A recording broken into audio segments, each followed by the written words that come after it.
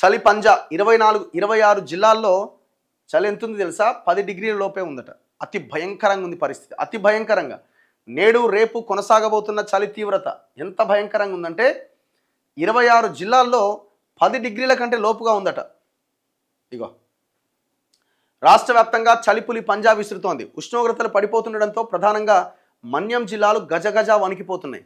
కొమరం భీం ఆసిఫాబాద్ జిల్లా గిన్నెధరిలో బుధవారం రాత్రి గురువారం ఉదయం వరకు రికార్డు స్థాయిలో కనిష్టంగా 5.4 డిగ్రీల సెల్సియస్ ఉష్ణోగ్రత నమోదైంది.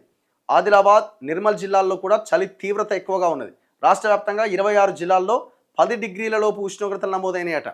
13 జిల్లాల్లో ఏకంగా 8 డిగ్రీల లోపు నమోదైందట. దేశంలోని ఈశాన్య ప్రాంతాల నుంచి గాలులు తెలంగాణ వైపుగా వీస్తున్న కారణంగా చలి తీవ్రత కొనసాగుతోందట.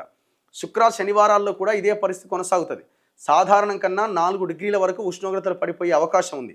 జనగామ మినహాయిస్తే అన్ని జిల్లాల్లో 10 డిగ్రీల లోపు రాత్రిపూట ఉష్ణోగ్రతలు నమోదయ్యే అవకాశం ఉందట.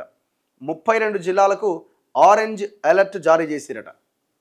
సో పిల్లలు అండ్ వృద్ధులు పొద్దున్నే రాత్రిపూట బయటికి వెళ్ళకపోవడమే బెటర్. చాలా జాగ్రత్తగా ఉండాలి. కొంత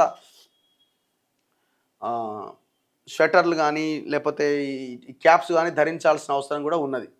ఇక ఈ ఈ ఈ నిమోనియా అండ్ లంగ్ ఇన్ఫెక్షన్స్, ఈ శ్వాసకోశ సంబంధ వ్యాధులు ఉన్న వాళ్ళైతే చాలా జాగ్రత్తగా ఉండాలి. కొంత వేడికి దగ్గరగా ఉండాల్సిన అవసరం ఉంది వాళ్ళు.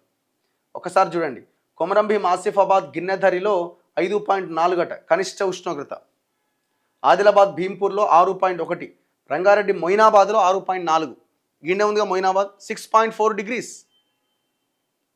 సంగారెడ్డి జరాసంగంలో 6.5, సిద్దిపేట్ అక్బర్పేట్ల భూంపల్లిలో 7 డిగ్రీలు, వికారాబాద్ ధరూర్లో 7.1, నిర్మల్ పెంబిలో 7.2, నారాయణపేటలో 7.3, కామారెడ్డి గాంధారిలో 7.3, నిజామాబాద్ 7.5, మెదక్ ఎల్దుర్తిలో 7.5, రాజన్న సిరిసిల్ల జిల్లా రుద్రంగిలో 7.7, పెద్దపల్లి జిల్లా ఓదెలలో 7.8. సో ఇట్లా దాదాపు 26 డిస్ట్రిక్ట్స్లో 10% లోపు ఉంది. 13 డిస్ట్రిక్ట్స్లో 8 డిగ్రీస్ కంటే చాలా తక్కువగా ఉంది.